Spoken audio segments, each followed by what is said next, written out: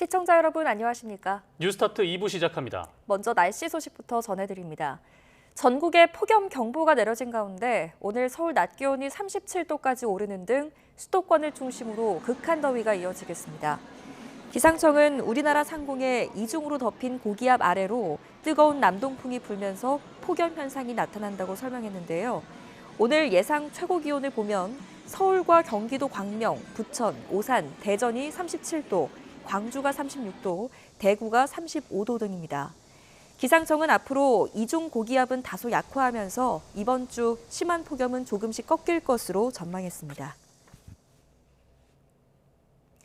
그야말로 폭염이 기승을 부린 주말이었습니다. 특히 서울은 낮 기온 37도를 넘기면서 더위가 절정에 달했는데요. 도심 속 시민들은 저마다의 방법으로 무더위와 싸움을 벌였습니다. 송재인 기자입니다. 지금 시각 낮 1시 반쯤입니다. 땀이 비 오듯이 흐르고 숨이 턱 막히는 상황인데요. 서울 도심을 삼킨 열기는 어느 정도인지 이곳 남산에서 열화상 카메라로 직접 확인해 보겠습니다. 하늘 아래 보이는 건물마다 죄다 붉은색, 마치 거대한 용광로가 들끓는 듯합니다.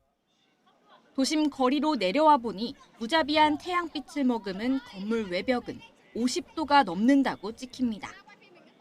따가울 정도의 햇볕에 거리에 가득 몰린 열기. 목선 풍기의 양산, 시원한 음료까지 충동원했지만 야외 활동할 날이 아니라는 걸 금방 깨닫습니다. 너무 더워요, 덥기는. 그래서 여기 명동성당에 일 볼 일이 있어서 나왔다가 더워서 이제 백화점으로 가서 조금 더위 좀 식히려고요. 마침 폭염이 절정에 달한 날 한국 여행에 나선 외국인으로선 예상치 못한 날씨가 당황스럽습니다. Well, I'm buying a lot of lemonade and ice cream because it's so hot. Yeah, it feels really humid. I feel like I need to take a lot of showers here. 그렇다고 집에만 박혀 있기엔 아쉬운 주말. 어린아이를 둔 가족은 도심 물놀이장으로 향했습니다.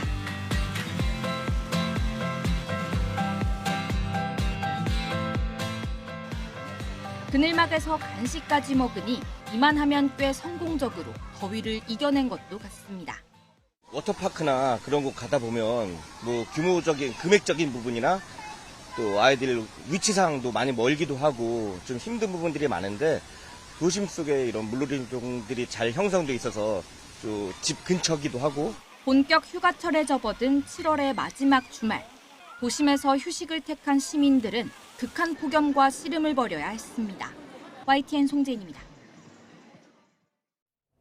연일 폭염이 이어지는 가운데 온열 질환으로 치료받은 환자가 잇따라 발생하고 있습니다. 중앙재난안전대책본부는 그제 기준 하루에 87명이 온열 질환으로 치료받았다고 밝혔습니다. 지난 5월 20일부터 누적된 환자는 2,183명으로 지난해 같은 기간보다 1,312명의 환자가 더 발생했습니다. 연일 열대야가 기승을 부리면서 밤잠 설치는 분들 많으실 텐데요. 강원도에선 밤에도 해수욕을 즐길 수 있는 야간 해수욕장이 운영돼 피서객들의 발길이 이어지고 있습니다. 송세혁 기자가 취재했습니다. 어둠이 내려앉은 강원도 강릉 경포 해수욕장. 환한 조명 아래 피서객들은 바닷물에 몸을 담근 채 더위를 식힙니다. 열대 때문에 많이 스트레스도 받고 잠도 못 자는데요. 오늘은 이렇게 즐기고 나니까 잠도 푹 잘 것 같고 좋습니다. 해변 한쪽에 마련된 물놀이장에선 어른 아이 할 것 없이 미끄럼틀을 타며 짜릿함을 만끽합니다. 경포 해수욕장은 다음 달 9일까지 해수욕 가능 시간을 오후 6시에서 밤 9시까지 연장했습니다. 수상안전요원 20명이 야간에도 배치됩니다. 밤 8시가 훌쩍 넘은 시각입니다. 기온은 여전히 28도를 웃돌고 있지만 이렇게 바닷물에 다리만 담가도 시원한 기운이 온몸에 전해집니다. 속초해수욕장도 다음 달 10일까지 야간 운영에 들어갔습니다. 한낮에 뙤약볕이 사라진 해변에서 피서객들은 여유롭게 물놀이를 즐깁니다. 백사장을 수놓는 70m 길이의 미디어 아트는 밤바다에 색다른 분위기를 더합니다. 낮이랑 비교했을 때 햇빛도 적고 사람도 많이 적어서 재밌게 놀기 좋은 것 같아요. 야간 물놀이 수요가 늘면서 해수욕장 야간 개장은 전국 곳곳으로 확산하고 있습니다. 협재와 월정 등 제주 4곳은 다음 달 15일까지, 충남 태안, 말리포는 다음 달 13일부터 닷새 동안 야간 개장합니다. 열대야가 일상이 된 올 여름, 밤에도 즐기는 해수욕이 여름바다의 새로운 풍경으로 자리 잡고 있습니다. YTN 송세혁입니다. 네, 이번에는 전남으로 가보겠습니다. 전남 장흥에서는 무더위를 식히는 물축제가 열리고 있다고 합니다. 전국 곳곳에서 수해 복구가 진행되는 만큼 장흥군은 축제 수익금 전부를 피해 지역에 기부할 계획입니다. 오선열 기자입니다. 시원한 물줄기가 강을 가로지르며 더위를 식힙니다. 수상 자전거를 타고 물줄기를 만든 아이들의 얼굴엔 웃음꽃이 피었습니다. 야외 활동하기에는 약간 조금 더울 수 있는데 지금 물축제다 보니까 너무 시원하고요. 예, 지금 아이랑 오래간만에 나와서 너무 즐겁습니다. 일급수를 자랑하는 탐진강에서 여름 대표 축제 정남진 장흥 물축제가 열렸습니다.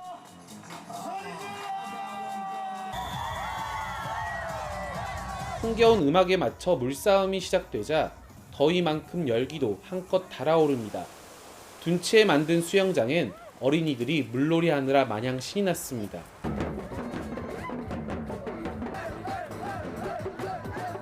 거리 곳곳에선 남녀노소 할 것 없이 동심으로 돌아가 물총을 쏘며 시간 가는 줄 모릅니다. 저희가 태국 송크란 축제를 얼마 전에 되게 재밌게 즐기다 왔는데 거기랑 너무 분위기가 비슷해요. 그래서 너무 재밌어요, 지금. 장흥군은 60만 명 이상이 찾는 물축제가 지역경제 활성화에 큰 도움이 될 것으로 기대하고 있습니다. 다만 폭우 피해로 어려움을 겪는 지역이 있는 만큼 축제 수익금 전액을 기부할 예정입니다. 수해로 인해서 많은 이재민들이 발생했는데 그 이재민들과 함께 아픔을 함께 나누기 위해서 장흥 물축제에 들어오는 수익금하고 그리고 모금함을 전부 다 수해 이재민들에 대해 기부할 생각입니다. 지상 최대의 물싸움을 즐길 수 있는 18번째 장흥 물축제는 다음 달 3일까지 이어집니다. YTN 오선일입니다.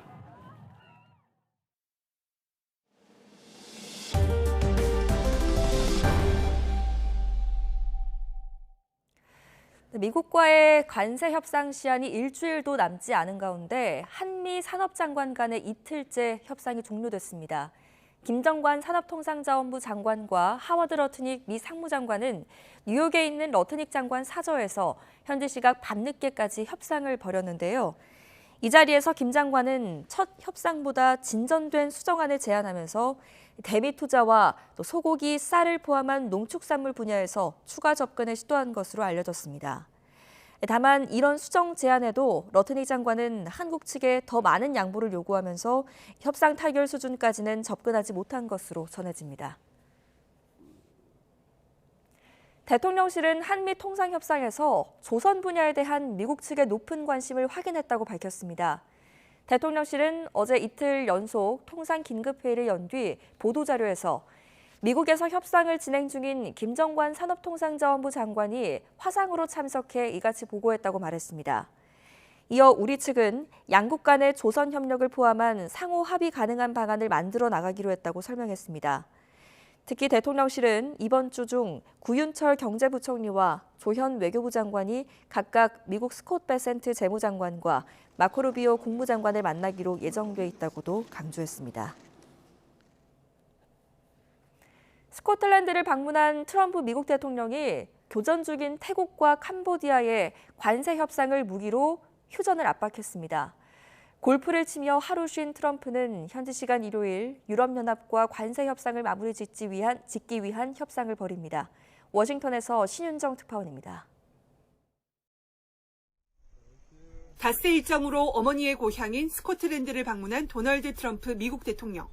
자신이 소유한 턴베리 골프장에서 USA가 적힌 모자를 쓴 채 보안 요원들의 호의를 받으며 골프 라운딩에 나선 모습이 포착됐습니다. 같은 시간 스코틀랜드 곳곳에서는 시위대가 거리로 나와 트럼프의 방문에 항의했습니다. We want them to stand up against Trump's bullying of tariffs all around the world. Donald Trump shouldn't be here in Scotland. He's a convicted felon. 트럼프 대통령은 SNS를 통해서는 국경에서 교전 중인 캄보디아와 태국을 향해 싸움을 즉각 멈추지 않으면 무역 협상을 중단하겠다고 압박했습니다. 캄보디아와 태국은 각각 36%의 상호 관세 부과를 통보받고 미국과 협상을 진행하고 있습니다. 트럼프는 양국 정상과 통화했다며 양측은 즉시 만나 휴전 협상에 나서는 데 동의했다고 밝혔습니다. 현지 시간 27일에는 폰데어 라이엔 EU 집행위원장과 만나 관세 협상 최종 담판을 짓습니다. 시한을 불과 닷새 남겨두고 이뤄지는 이번 회동은 대서양 무역전쟁 전면전을 피하기 위한 사실상의 마지막 기회가 될 전망입니다. European Union, I think we have a good 50-50 chance. That's a lot. The sticking points are having to do with maybe 20 different things. 미국으로 수출되는 모든 EU 상품에 15%의 상호 관세를 부과하고 EU산 철강과 알루미늄 관세율을 50%로 정하는 일본과 유사한 합의안이 체결될 가능성이 거론됩니다. 김정관 산업부 장관 등이 미국에 머물며 물밑 협상을 벌이고 있는 우리 정부는 휴일 동안 미국과 EU의 협상 상황을 지켜본 뒤 막바지 협상을 이어갑니다. 워싱턴에서 YTN 신윤정입니다. 트럼프 대통령의 관세가 교역 상대국에 대한 무역 압박 수단을 넘어 정부 주요 재원으로 자리 잡을 수도 있다는 모양새입니다. 트럼프가 물러나고 민주당이 집권해도 관세가 유지될 것이라는 전망까지 나옵니다. 권영희 기자입니다. 미국의 6월 관세 수입은 272억 달러, 우리 돈 39조 원에 달합니다. 지난해 한 달 평균보다 4배나 많습니다. 8월 1일부터 새 상호 관세를 부과하면 관세 수입은 더 크게 늘어날 전망입니다. And we have tariffs pouring in at levels that we have never seen before, and they've only just started. And then in about a month, they'll come in at levels that are extremely strong, and our country's making a lot of money. 미 의회 예산국은 앞으로 10년 동안 관세 수입을 2조 8천억 달러로 추정합니다. 총 세수의 4%에 해당하는 규모입니다. 그러나 트럼프 행정부는 이보다 훨씬 크다고 지적합니다. We could expect that could be well over $300 billion by the end of the year. We don't agree with CBO scoring, but for those who do, the CBO scored tariff income over the next 10 years at $2.8 trillion, which we think is probably low. 베센트 재무장관의 예상대로라면 지난해 기록한 미국 재정 적자의 17%를 메울 수 있는 수준입니다. 이처럼 관세가 안정적인 재원으로 자리 잡으면 관세를 폐지하거나 내리기 어려워집니다. 스티븐 도버, 프랭클린 템플턴 수석 시장 전략가는 민주당이 집권해도 관세는 없어지지 않을 것이라고 분석했습니다. 민주당 진영도 일부 관세 정책을 지지하는 데다 재정 충격을 우려할 수밖에 없기 때문입니다. 그러나 관세가 시장이나 교역 상대국이 감당할 수준을 넘어서면 소비자 물가에 반영돼 미국 경제에 역풍으로 작용할 가능성도 있습니다. 트럼프가 법 개정이 아닌 국가 비상사태를 근거로 한 행정명령으로 관세를 부과한 점은 문제가 될 수 있습니다. 법원이 비상사태가 아니라고 판결하면 관세 부과 권한은 의회로 돌아갑니다. YTN 권영입니다.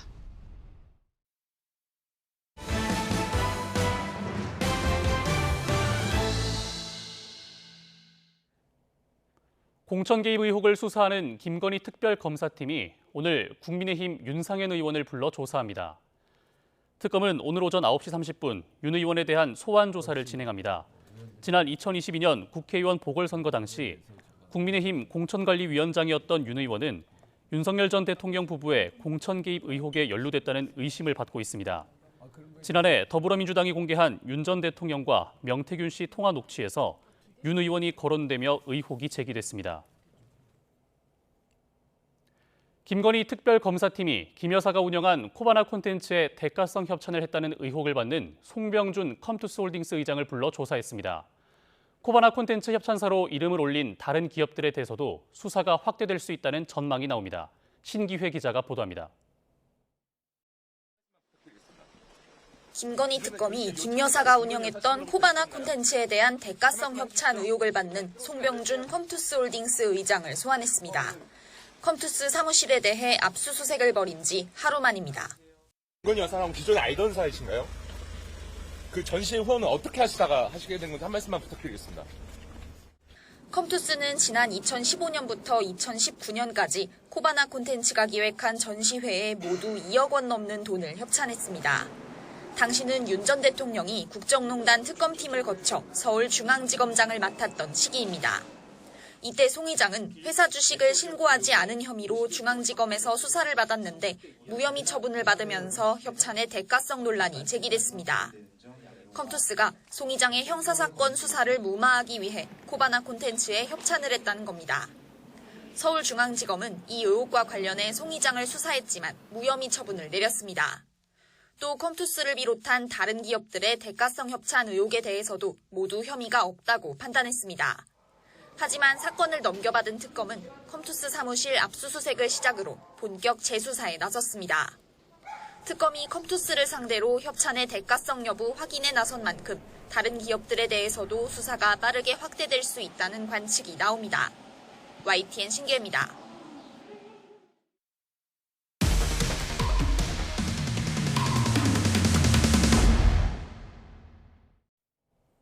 수개월간 스토킹을 당하던 50대 여성이 일터인 노인보호센터에서 흉기에 찔려 숨졌습니다. 경찰은 스토킹했던 남성을 유력한 용의자로 보고 행방을 쫓고 있습니다. 유서연 기자의 단독 보도입니다. 경기 의정부시 용현동에 있는 노인보호센터입니다. 어제 오후 5시쯤 요양보호사로 일하던 50대 여성이 피를 흘린 채 쓰러져 있다는 신고가 접수됐습니다. 50대 여성은 이곳 노인보호센터 건물 5층에서 흉기에 찔린 채 발견됐습니다. 동료가 발견해 신고한 것으로 전해졌습니다. 피해 여성은 심정지 상태로 병원에 옮겨졌지만 끝내 숨졌습니다. 경찰은 이 노인보호센터에서 지난해까지 운전기사로 일했던 60대 남성 A씨를 유력한 용의자로 보고 있습니다. YTN 취재 결과 A씨는 숨진 여성을 지난 3월부터 몇 달에 걸쳐 스토킹한 것으로 확인됐습니다. 집에 찾아가거나 여러 차례 문자를 보내기도 했고 지난달에는 어르신들을 보겠다는 핑계로 피해자가 일하던 센터를 찾기도 했습니다. 지난 20일에는 피해 여성의 집 근처로 찾아갔다가 스토킹 혐의 현행범으로 체포됐습니다. A씨는 같은 날 100m 이내 접근 금지와 연락 금지를 명령받고 석방됐는데 석방 엿새 뒤 피해자를 찾아가 끝내 살해한 것으로 추정됩니다. 피해 여성은 스마트워치 지급과 안전 순찰 등 조치도 받았지만 스마트워치를 이용한 긴급 신고는 접수되지 않은 것으로 파악됐습니다. 경기 의정부 경찰서는 인접한 경찰서에 더해 서울 관내 경찰서에도 공조를 요청한 뒤 A씨를 추적하고 있습니다. YTN 유선입니다. 인천 총기 사건 당시 경찰의 초동 대응이 적절했는지를 두고 논란이 일자 경찰이 진상조사를 위한 감찰에 착수했습니다. 경찰청 감찰 담당관실은 현장 초동 조치에 미흡한 점이 있었는지 면밀하게 확인할 예정이라고 밝혔습니다. 앞서 경찰은 시아버지가 남편을 총으로 쐈다는 내용의 112 신고를 접수한 뒤 70분가량이 지나서야 경찰 특공대를 현장에 진입시킨 거로 확인됐습니다. 그동안 피의자 조모 씨는 현장을 도주했고 피해자는 총상을 입고 쓰러져 의식을 잃었습니다. 경찰은 조 씨가 총기를 소지한 채 집에 있을 가능성이 큰 상황에서 현장 안전 유지를 위해 최선을 다한 거라고 설명했지만 CCTV 확인 등 초동 대응이 신속했다면 피해자가 더 빨리 구조됐을 거라는 지적이 제기됐습니다. 오늘 새벽 0시 10분쯤 경기 수원시 권선동에 있는 모델하우스 건물에서 불이 나 약 3시간 만에 큰 불길이 잡혔습니다.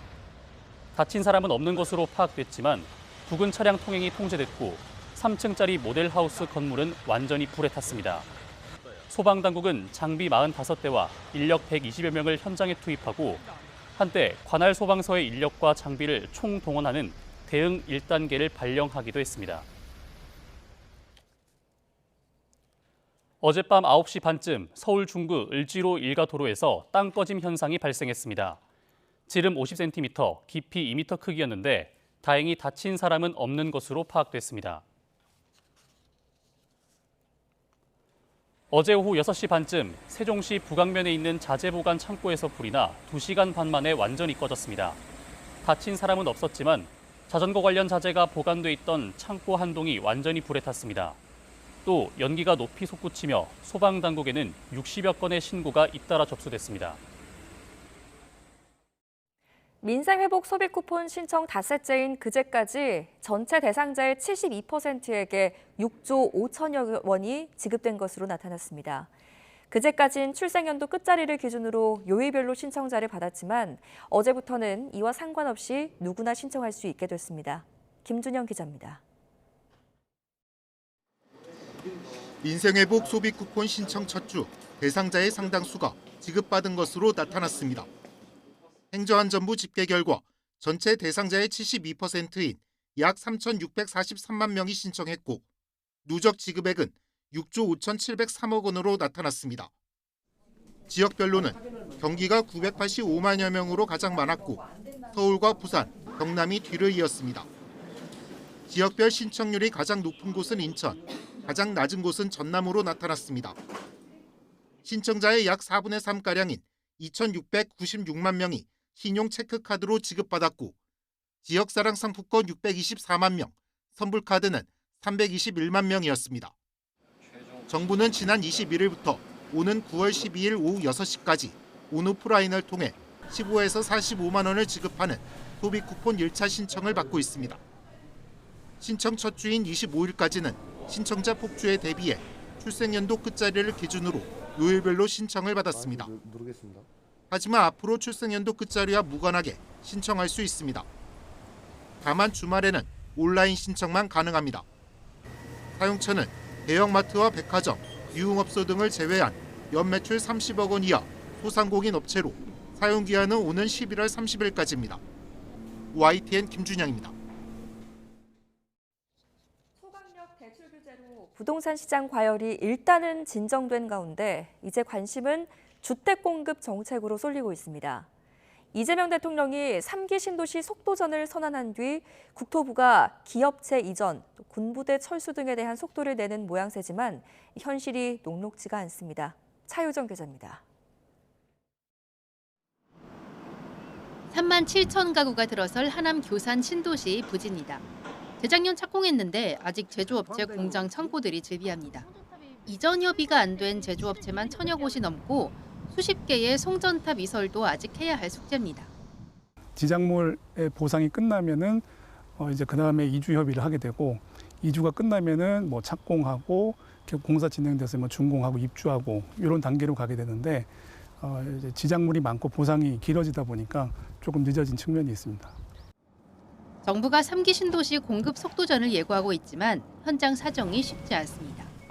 3기 신도시는 지구 지정 이후 5년 가까이 지났지만 전체 착공률은 지난해 말 기준 6%대에 불과합니다. 공급 예정 물량이 18만 6천 가구인데 실제 입주는 절반 이상이 2030년 이후에나 가능한 상황입니다. 최근 수년간 공사비가 급등해 사업성이 떨어지면서 사업 속도가 느려진 영향이 있습니다. 인허가와 보상 절차는 지연됐고 업체 공장 군부대와의 이전 협의도 길어졌기 때문입니다. 사업지 내에 어떠한 시설들이 존재하고 있을 경우에 이 시설들을 어딘가로 이전해서 기능을 그대로 유지하게 해야 되는데 군부대 같은 것이라고 하면 이걸 단기에 쉽게 이전하는 게 쉽지가 않습니다. 교통 대책 마련도 시급합니다. 3기 신도시는 서울 도심 접근성이 관건인데 핵심 교통망인 GTX 사업 등이 줄줄이 지연됐습니다. 예를 들면 고양 창릉지구의 경우 신도시를 관통하는 GTX의 창릉역이 원래 내년 개통 목표였지만 설계 변경과 추가 공사로 입주식 이후 3년은 지나야 개통될 전망입니다. 다른 지구도 사정이 비슷합니다. 3기 신도시 같은 경우에는 공급에 대한 지연뿐만 아니라 GTX가 이제 지연이 되면서 아무래도 출퇴근 소요도 증가를 하게 되고 결국에는 뭐 실입주자들의 이제 불편함. 단순한 행정 지원만으로는 한계가 있다는 지적이 나오는 가운데 정부의 구체적인 공급 대책은 이르면 다음 달 발표될 전망입니다. YTN 차유정입니다. 전세 사기는 보통 세입자가 피해를 보는 게 일반적인데요. 그런데 울산에서 악성 세입자로 인해 집주인이 피해를 보는 역전세 사기가 발생했습니다. 어떤 내용인지 JCN 구현희 기자가 취재했습니다. 울산 동구에 있는 한 아파트입니다. 현재 비어있는 이 아파트의 집주인은 2년 전 한 회사와 전세 계약을 체결했습니다. 세입자는 회사 대표 민모 씨로 회사 명의로 전세금 2억 5천여만 원의 2년 계약의 전세권을 설정했습니다.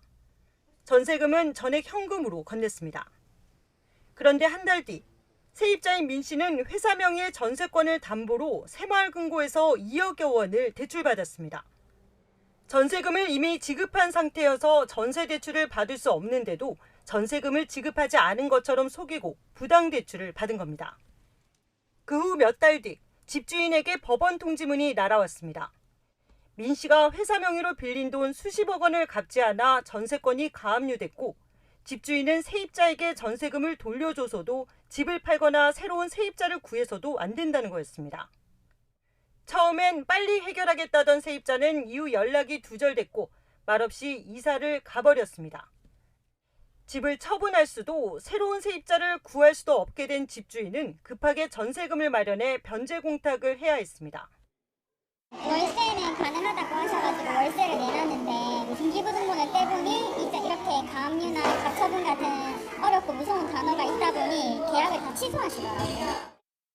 결과적으로 부당 대출을 해준 새마을금고는 전세권 설정만 돼 있으면 집주인 동의 없이도 전세 대출이 가능하고 대출을 내줄 당시에는 임차인인 회사의 신용 상태에 문제가 없었다며 회사 숙소 전세금이라고 해 믿었다고 해명했습니다. 또 대출 당시 집주인에게 확인하지 않은 이유에 대해서는 확인해야 할 의무가 없다며 법인이 전세 대출금을 다른 용도로 사용하는지도 반드시 확인해야 하는 건 아니라고 말했습니다. 법인이 부당하게 전세 대출을 받아 다른 용도로 쓰더라도 들키지만 않으면 된다는 건데 애꿎은 집주인만 피해를 보게 됐습니다. 임대인이 보호받는 법은 없고 이제 세입자만 보호받는 법만 있다 보니까 역차별을 당한 것 같고 대출을 해주는 이 은행도 그렇고 대출을 받는 법인도 그렇고 저한테는 다 가해자죠. 전문가들은 전세권 설정을 악용하는 사례가 잇따르고 있다며 특히 법인과 임대차 계약을 할 때는 주의해야 한다고 말합니다. 전세 기간 중 법인의 신용 상태가 악화될 우려가 있는 경우에는 가압류 처리 비용 등 얼마를 전세권자가 집주인에게 미리 지급하고 이를 어길 경우 전세 계약은 즉시 효력을 상실한다는 특약을 전세권 설정 계약 시에 기재하는 것도 하나의 방법이 될 수 있습니다. 하루아침에 재산권 행사를 하지 못하게 된 집주인은 세입자를 사기 혐의로 경찰에 고소하는 한편 비용이 얼마나 들지, 기간이 얼마나 걸릴지 모를 소송전에 돌입했습니다. 또 집주인 동의 없이 내준 부당대출과 관련해서도 금융감독원에 민원을 제기한 상태입니다.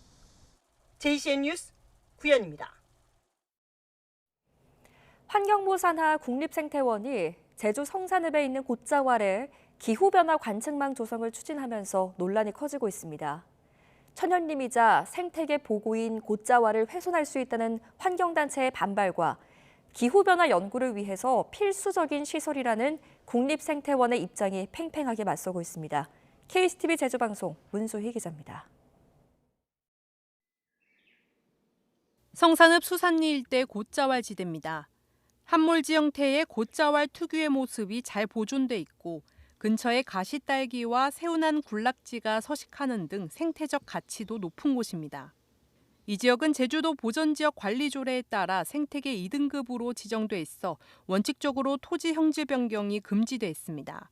다만 국가연구시설은 예외로 허용됩니다. 이런 가운데 최근 이곳에 환경부 산하 국립생태원이 기후변화 대응을 위한 관측망 설치를 추진하고 있습니다. 자동 관측 센서를 기반으로 한 시설을 짓고 기후와 생태계, 탄소 흡수량 등을 조사해 정부의 정책 수립에 활용한다는 목적입니다. 설치되는 관측 시설은 높이 30m에 넓이 4m 규모이며 내년 12월 준공이 목표입니다. 최근 이곳에 기후변화에 대응한 관측망 설치가 추진되고 있는데요. 환경단체는 곶자왈 훼손이라며 반발하고 있습니다. 곶자왈 사람들을 비롯한 도내 환경단체는 국가 연구를 위한 목적이라도 생태계 2등급 지역에 시설물을 설치하는 건 적절치 않다며 입지 전면 재검토를 요구했습니다. 또 환경 영향에 대한 충분한 논의 없이 사업을 추진하고 착공 시까지 연점에 대해서도 절차적 문제가 있다고 주장하고 있습니다. 누가 봐도 되게 곧자왈스럽다라는 느낌이 들 정도로 한물질가 되게 깊게 파져 있었고, 그리고 그 숨볼이 되게 발달해 있는 그런 상황이었습니다. 그래서 그런 곳에다가 이제 시멘트를 바르고 시설물을 건설한다는 것 자체가 저희는 문제라고 이렇게 판단을 했습니다. 국립생태원은 연구 목적상 곧자왈 내부 설치가 불가피하다며 그중 수목 훼손이 가장 적은 장소를 사업 부지로 선정했다고 설명했습니다. 또 환경단체가 제기한 숨골 훼손 가능성에 대해서는 허가된 범위 안에선 관측망 설치 위치를 조정할 수 있다는 입장입니다. 숨골, 지하수가 모이는 곳을 설치하면 저희 관측 시설도 제대로 소지를 못합니다. 그래서 그것을 피해서 가능한 한 피해를 적게 해주는 곳에 설치해서 여기서 얻어지는 데이터는 곧자왈을 물론 제주도 전체, 이 나라 또는 지구 전체의 환경 변화를 관찰할 수 있는 하나의 창이라고 볼 수가 있어요. 국립생태원이 환경단체와 추가 논의에 나서겠다고 밝힌 가운데 생태 보전과 국가 연구라는 두 가치 사이에 어떤 해법을 찾을지 주목되고 있습니다. KCTV 뉴스 문수입니다.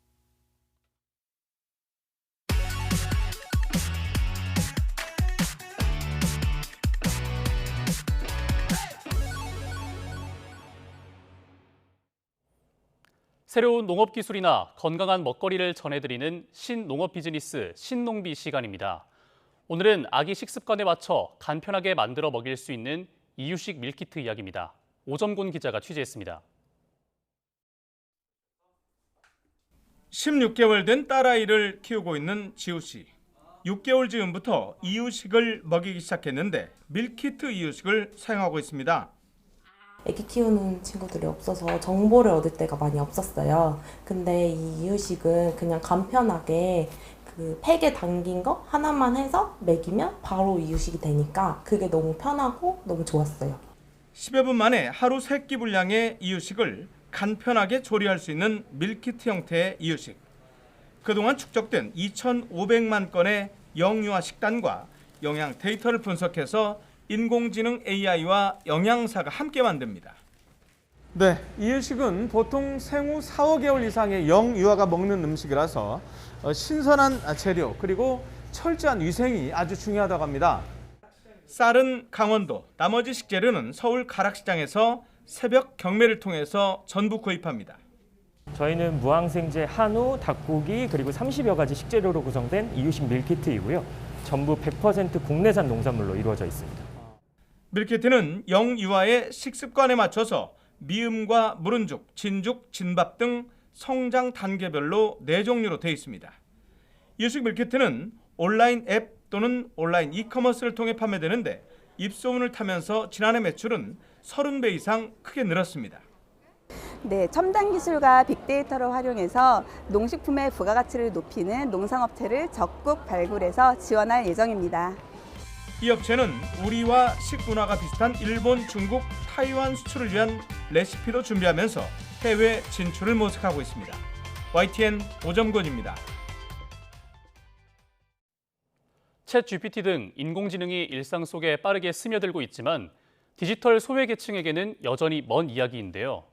정부가 제시한 인공지능 강국 도약을 위해서는 이런 디지털 격차를 줄이기 위한 노력이 시급하다는 지적입니다. 권석화 기자가 취재했습니다. 경기도에서 노인 인구 비율이 가장 높은 포천시 관인면. 포천시는 지난해 12월부터 어르신들을 위한 AI 사랑방을 운영하고 있습니다. 키오스크와 카드리더기 등 일상에서 자주 접하는 디지털 기기를 어려움 없이 사용할 수 있도록 돕고 있습니다. 사용을 할 줄 몰라가지고 그냥 뒷전에서 구경만 하고 지나가는 식으로 이렇게 했었는데 지금은 앞장서서 이렇게 좀 스스로 해보고 싶고 스스로 결제 같은 것도 스스로 해보고 젊은 사람들은 하는 게 아니라 우리도 할 수 있다 하는 이런 자신감이 생기고 좋아요. 이렇게 일부 지자체가 취약계층의 디지털 교육에 관심을 갖고 있지만 아직 부족한 실정입니다. 챗 GPT 등 AI 기술은 빠르게 확산하고 있지만 고령층과 장애인들은 간단한 디지털 기기 사용조차 어렵습니다. 실제로 최근 한국지능정보사회진흥원이 발표한 디지털 정보격차 실태조사에 따르면 AI 활용 경험률은 전체 국민의 절반인 51%였지만 장애인과 고령층, 저소득층 등 취약계층은 30% 수준에 머물렀습니다. AI 기술 발전으로 사회적 약자들이 더 뒤처지면서 디지털 양극화를 고착시키고 있는 겁니다. 디지털 기계가 어려워서 사용을 잘 안 하고 있어요. 저는 카드도 사용 안 해요. 왜요? 그냥 좀 어려운 것 같아서. 지난해 12월 디지털 기술의 보편적 이용권을 명시한 디지털 포용법이 국회를 통과했습니다.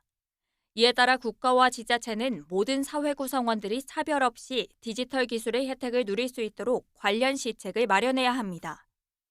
하지만 선언적인 수준에 가까워 보다 구체적이고 실질적인 정책과 지원이 이어져야 합니다. 모두가 디지털 사회의 그 혜택을 골고루 누리게 하기 위해서는 지금 하고 있는 정책들을 좀 더 홍보하고 모든 국민이 알 수 있도록 함으로써 함께 디지털 사회를 잘 살아가는 것이 중요할 것 같습니다. 정부가 AI 3대 강국 도약이라는 목표를 이루기 위해선 기술 경쟁력을 확보하는 것도 중요하지만 디지털 취약계층이 인공지능 기술에 소외되지 않도록 정책적으로 배려하고 제도적으로 지원하는 노력도 뒤따라야 할 것으로 보입니다. YTN 사이언스 권석화입니다. 올해로 한일 국교 정상화 60주년을 맞았습니다. 한국과 일본은 정치, 경제적으로 가장 밀접한 국가 가운데 하나가 됐고 문화 전반으로도 교류의 폭을 넓히고 있는데요. 특히 최근에는 젊은이들을 중심으로 신세대 일본 가수나 영화, 전시 등에 대한 관심도 커지고 있습니다. 박순표 기자입니다.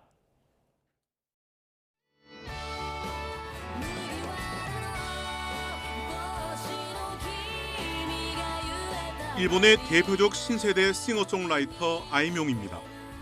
사랑하는 사람을 꽃에 비유한 노래인데 일본 가요 사상 처음으로 스트리밍 1억 회를 기록했습니다. 일상적이면서도 아름다운 가사에 친숙한 통기타 멜로디가 더해져 젊은 층을 중심으로 국내에서도 많은 팬을 확보하고 있습니다. 비상계엄과 탄핵 등 어지러운 사회 분위기 속에서도 지난 4월 첫 내한 공연은 10분 만에 16,000석이 매진될 정도입니다. 트와이스のケヨンちゃんとモモちゃんと一緒にお酒飲んだり、ご飯食べたり、プリクラ撮ったりして遊べたのがめちゃくちゃ楽しくてまた遊びたいです。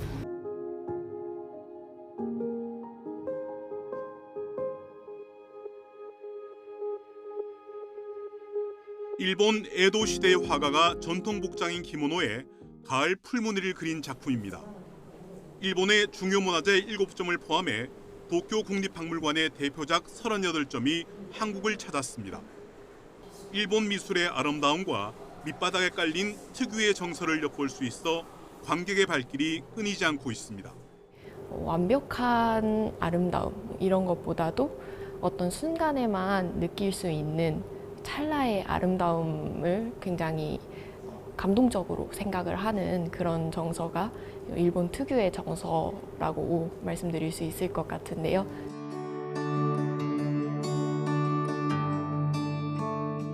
우리나라 작가의 이야기의 힘과 일본 애니메이션의 제작 능력이 만났습니다. 마음속 이야기가 들리는 신비한 알사탕을 먹은 뒤의 변화를 섬세한 기술력으로 표현하면서 아카데미상 최종 후보에도 올랐습니다. 한일 두 나라의 문화 교류가 전시와 공연, 애니메이션 등 전방위로 확산하면서 상대 국가에 대한 이미지도 상당히 개선되고 있습니다. 일본에서는 우리나라의 친밀감을 느낀다는 사람이 5년 만에 배 이상 늘었습니다. 특히 20대에서는 70% 이상이 친밀감을 느낀다고 답해 모든 세대 가운데 가장 높았습니다. 요즘 젊은 세대가 아무래도 역사적인 정치적인 민감성이 조금 덜한 특징이 있고 인터넷을 많이 활용하면서 굉장히 국제적이고 개방적인 태도를 갖게 됐기 때문에 양국의 호감도가 커지고 있는 것 같습니다.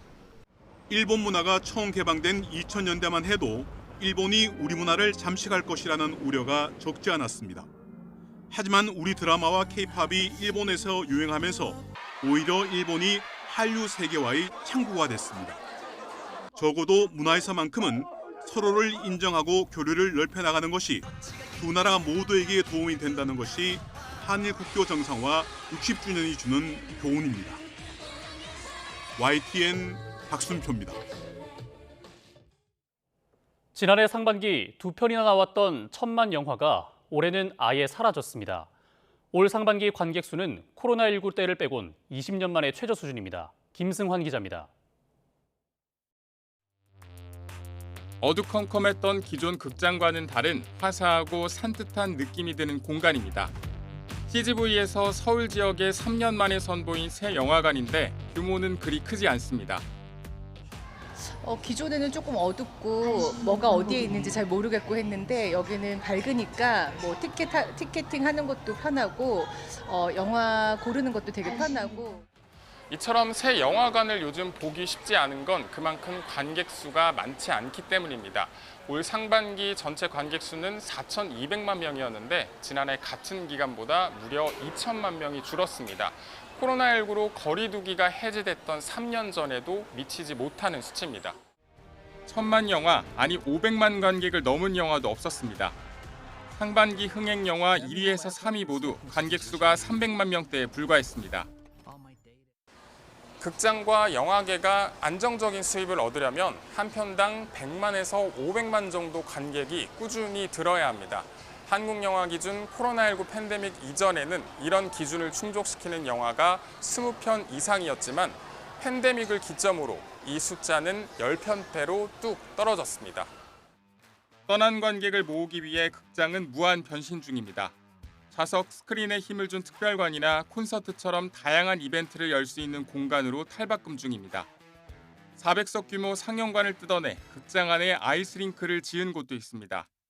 더 다양한 경험을 하게 해주는 것이 위기가 닥쳤을 때 극장들이 해왔던 그 전략이거든요. 오락적인 부분들을 충족시켜줄 수 있는 그런 공간으로서 영화관을 인식시키는데 좋은 하나의 요소가 될 수 있을 거라고 봅니다. 하반기 흥행 반등을 위해 한국 영화 기대작들이 관객들과 만납니다. 한류 스타 안효섭과 이민호 주연의 판타지 웹소설 원작 전지적 독자 시점. 너무 시원시원한 액션들이 많고 영화관에 오셔서 2시간 동안 저와 함께 길지도 짧지도 않은 여행을 같이 했으면 좋겠습니다. 여름 극장가를 책임져온 조정석표 좀비 소재 코미디 좀비딸도 출격합니다. 근데 저희 영화는 살리는 영화. 이런 영화야말로 극장에서 보셔야 되지 않을까. 상반기 같은 추세가 이어지면 팬데믹 시기를 제외하고 21년 만에 1억 관객이 무너질 수 있다는 관측 속에서 하반기 흥행 성적에 관심이 쏠립니다. YTN 김승환입니다.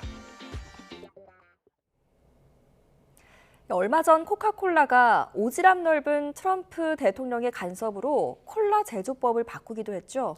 그런데 트럼프 대통령이 이번에는 스포츠팀 이름도 바꾸라고 간섭에 나서 논란이 되고 있습니다. 한상옥 기자입니다. 미국 프로 미식 축구팀 워싱턴은 2021년 팀 이름을 레드스킨스에서 커맨더스로 바꾸고 이듬해 새 유니폼을 공개했습니다. So I now with honor present to you the Washington Commanders. Everybody step up. Our new uniform. 원주민 단체들로부터 기존의 팀 이름이 인종차별적이자 피부색을 모욕하는 표현이라는 비판을 받고 바꾼 겁니다. 메이저리그의 클리블랜드 구단도 같은 이유로 2020년에 인디언스에서 가디언스로 바꿨습니다. 그런데 트럼프 미국 대통령이 이 팀들의 이름을 다시 돌리라고 요구했습니다. I can tell you that I spoke to people of Indian heritage that love that name and they love that team, and I think it's a superior name to what they have right now. 스포츠팀 이름에 간섭한 건데 이뿐이 아닙니다. 코카콜라는 트럼프의 간섭으로 1980년대부터 쓰던 고과당 옥수수 시럽 대신 사탕수수 설탕을 사용하기로 했습니다. 트럼프는 다른 나라 내정도 종종 간섭합니다. 취임 초 캐나다가 미국의 51번째 주가 돼야 한다고 하고 덴마크령 그린란드를 합병하겠다고 위협도 했습니다. 네타냐후 이스라엘 총리의 재판과 브라질 내정에도 노골적으로 간섭했습니다. I think that's a witch hunt, and I think it's very unfortunate. And nobody's happy with what Brazil is doing because Bolsonaro was a respected president. 외국에 대한 내정 간섭은 물론 음료 제조법과 스포츠팀 이름까지 트럼프 대통령의 오지랖 넓은 간섭은 어디까지 이어질까요? YTN 한상옥입니다. 태국과 캄보디아 무력 충돌이 국경지대 전역으로 번지면서 국제사회 우려가 커지고 있습니다. 현재까지 30여 명이 숨지고 16만여 명이 피난길에 올라 여행 자제 경보가 발령됐습니다. 정유신 기자입니다. 태국과 캄보디아 국경지대 교전 상황이 사흘 넘게 이어지고 있습니다. 현지 시간 26일 태국 동부 따라주 세 곳에 캄보디아군이 중화기로 공격해 태국 해군이 격퇴했다고 태국 국방부가 밝혔습니다. 캄보디아군도 태국군이 국경지대에서 포탄 5발을 발사했다고 주장했습니다. 현재까지 캄보디아 국경과 접한 태국 7개 주 가운데 6개 주가 교전 상태로 계엄령이 발령됐습니다. 양국은 상대가 먼저 공격했다고 책임을 돌리며 먼저 무력 사용을 중단하라고 촉구했습니다. ขอย้ำว่าการกระทำเหล่านี้ไม่เป็นเพียงแค่ละเมิดอำนาจอธิปไตยของประเทศไทยแต่ยังละเมิดกฎหมายระหว่างประเทศกฎบัตรของ UN แล้วก็กฎหมายมนุษยธรรมระหว่างประเทศอย่างร้ายแรง ភាគីថៃកាន់តែកក្លឿននឹងដាក់ពង្រាយកម្លាំងទ័ពវាយប្រហារមកលើកម្ពុជាកាន់តែខ្លាំងឡើងដោយមិនចាត់វិធានការដើម្បីកាត់បន្ថយភាពតានតឹងចំនួនណាមួយឡើយ 이번 무력 충돌로 양국이 주장하는 사망자는 30여 명, 부상자 130여 명으로 늘었습니다. 특히 사망자 가운데 상당수는 민간인입니다. 교전이 격화되며 양국에서 16만여 명이 피난길에 올랐고 특히 태국에서 일하던 캄보디아 노동자들이 급히 귀국길에 나섰습니다.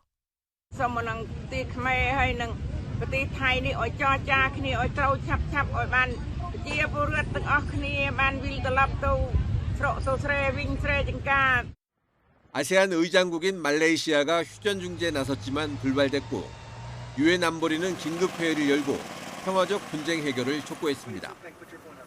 우리 외교부는 지난 25일부터 태국과 캄보디아 국경 지역에 특별 여행주의보를 발령하고 체류 중인 교민의 안전한 지역으로 이동할 것을 당부했습니다.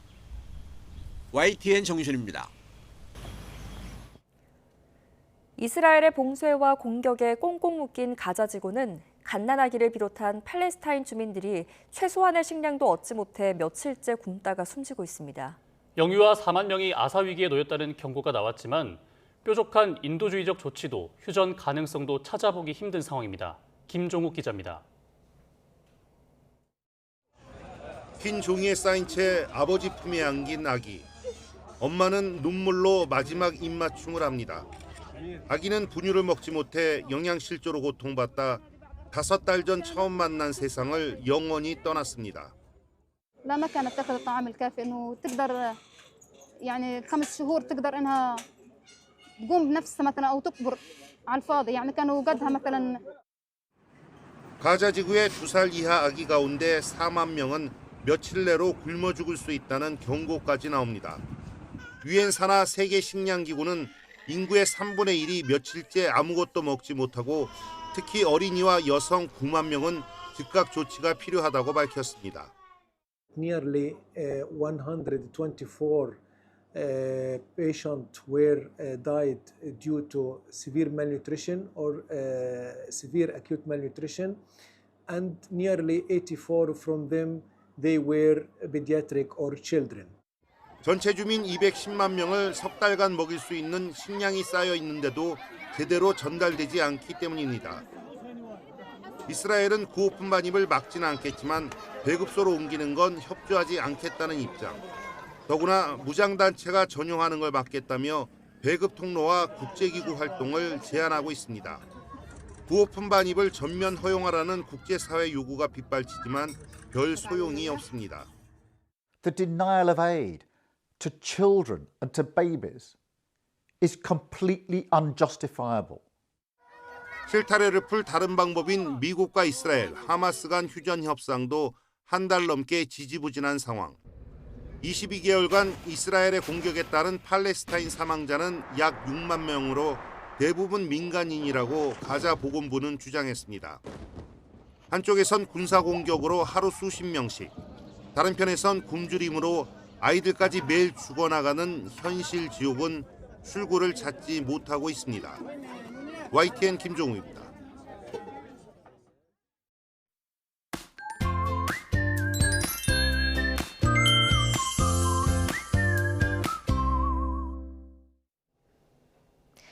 평일인 오늘도 어제와 같은 극한 폭염이 이어지겠습니다. 밤사이에도 열기가 식지 못한 서울은 현재 28.3도, 체감온도는 초열대야 기준인 30도를 나타내고 있고요. 한낮 기온은 37도까지 치솟으며 푹푹 찌겠습니다. 오늘도 내륙은 대체로 맑겠지만 자외선이 강하겠고요. 제주도에는 내일 오전까지 5에서 30mm의 비가 오락가락 이어지겠습니다. 또 남해안과 제주도 해안에서는 강풍과 함께 널성 파도를 조심해 주셔야겠습니다. 현재 기온 살펴보면 해안과 서쪽 내륙을 중심으로 초열대야에 버금가는 더위가 나타나고 있습니다. 현재 서울 기온 28.3도, 강릉 30도, 청주는 28.1도를 나타내고 있습니다. 낮 동안에는 어제만큼이나 덥겠습니다. 서울 한낮 기온 37도, 전주도 37도, 대구는 35도까지 오르겠습니다. 모레부터 심한 폭염은 점차 꺾이겠습니다. 다만 이후 날씨는 유동적인데요. 본격적인 휴가철 폭염 대신 폭우가 나타날 가능성도 있어 주의가 필요합니다. 날씨였습니다. 뉴스타트 2부 마칩니다. 시청해주신 여러분 고맙습니다.